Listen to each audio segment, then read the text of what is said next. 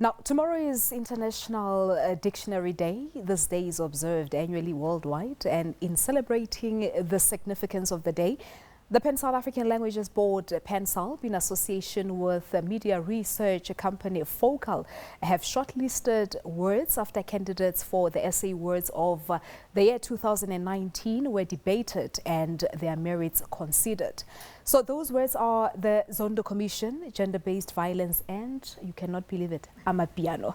We talk about this with Ntombentle Huluhulu. She is the acting senior manager for marketing and communications and PanSALB. Good afternoon to you, Ntombe. Thank you so much for joining us. Hello, Palesai, and thank you for having me here. Now, firstly, International Dictionary Day tomorrow. What's the history behind this and the significance of us celebrating the day? Okay, actually, this day was used to celebrate Noah Webster's birthday, which is on the 16th of October, sorry. Basically, what we, on our take on the day, is to celebrate the work that our lexicographers do in terms of developing dictionaries, which as PanSALB we do through our national lexicography units.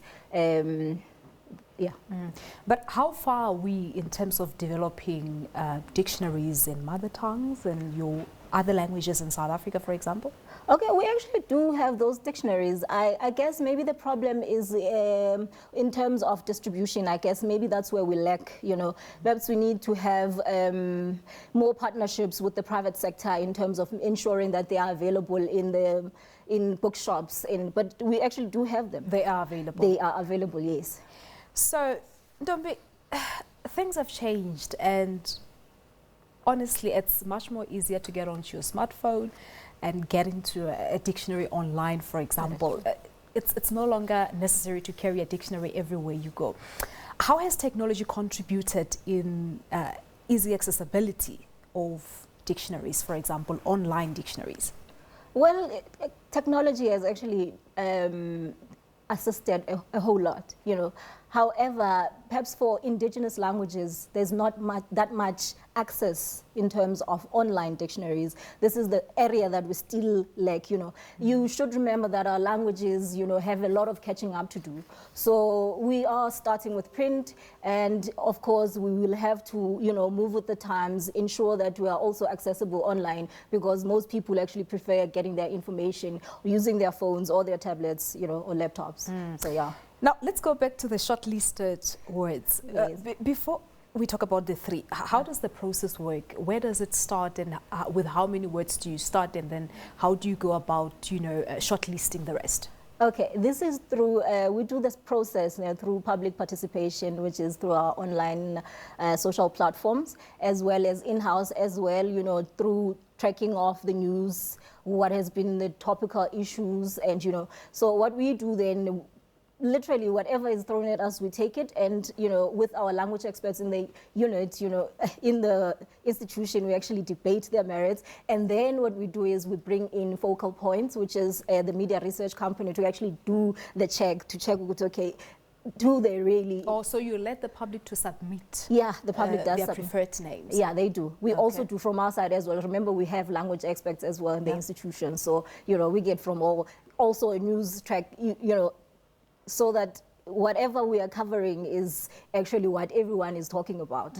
Yeah. So the three words, how did you get there, and the process really to the shortlisted three, and what happens, and who's going to decide tomorrow as to which one will take the prize? Okay, we have to rely on technology for that one. So what happens is through our Focal Points, our partner, they do the mentions. They need to check how many clip counts did each term or expression has gotten. So depending on that, whichever one has the most mentions, then that is the one that is going to be crowned the SA Word of the Year. All right, so does the public take part in the final processes? Well, do they vote for their preferred word, or? Unfortunately for now, what we are doing is we are getting the public to participate through predicting what it's going to be, and we have a prize for, you know, the winner.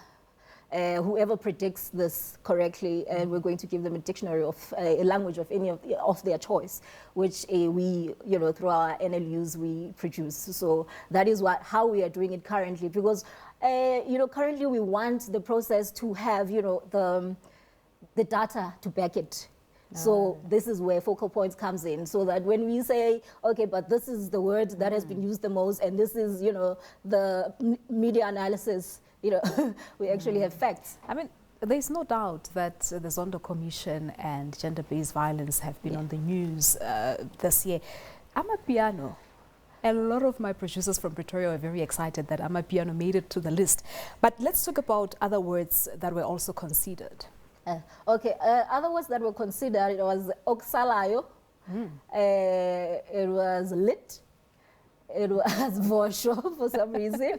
I just can't remember the other one. Idibala it was. Idibala, yes, Idibala made it. But